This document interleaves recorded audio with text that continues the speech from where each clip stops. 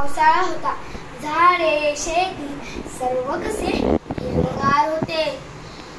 अचानक पडलेल्या पावसामुळे नर्मदा नदीचे पाणी भरपूर वाढले होते आणि नर्मदा नदीचा प्रवाह हळूहळू वाढत चालला होता. सीता नावाची एक मुलगी दररोज नर्मदा नदीवर कपडे धुवायला जात होते.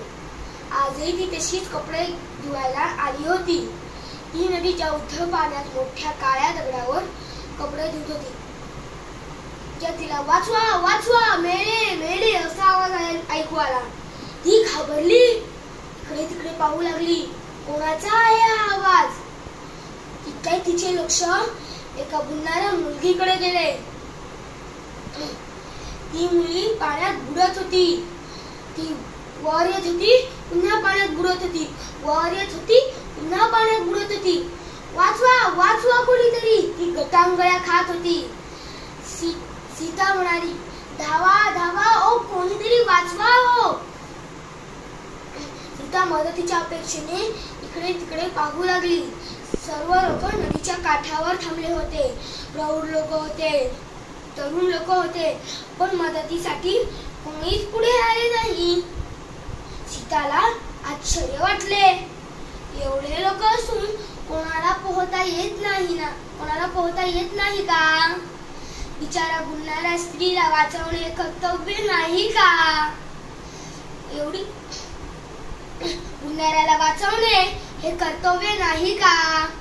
एवढी कशी माणसे अक्कलशून्य झाली आहेत. आता जर ती स्त्री प्रवाहाबरोबर पुढे जात राहिली तर ती खोल डोहात बुडून मरेल. सीताने पाठचा पुढचा विचार न करता स्वतःच्या जीवाचीही पर्वा न केली. कोणी मदतीला जाऊ न जाऊ पण आपण गेलेच पाहिजे. सीताने पाण्यात धप करून उडी मारली. ती कशी बशी पोहत पोहत पुढे जाऊ लागली. ती प्रवाहाबरोबर पाठी येत होती. ती प्रयत्न करू लागली. तिने हार नाही मानली. ती पुढे जाऊ लागली. ती गटांगळ्या खात खात पुढे गेली. लोक तिला ओरडू लागले, माघारी फिर, पाण्याचा वेग वाढत आहे. तिचे लक्ष फक्त या बुडणाऱ्या मुलगीकडे होते.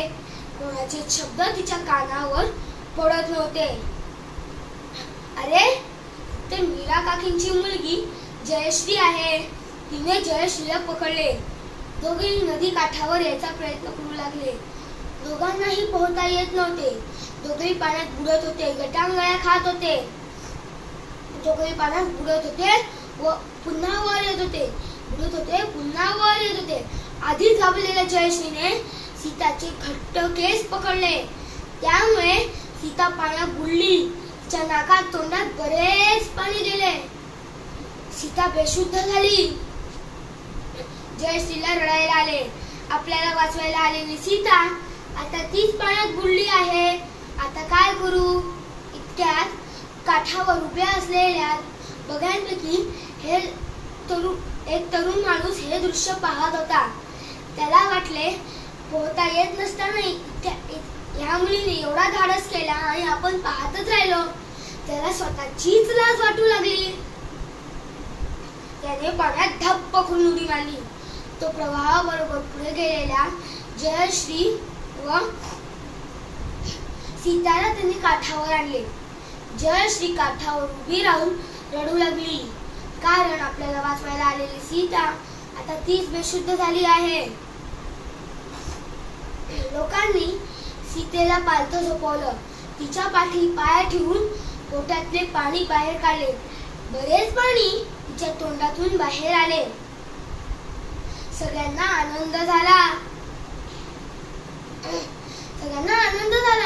त्यात तिचे आई वडील धावत आले.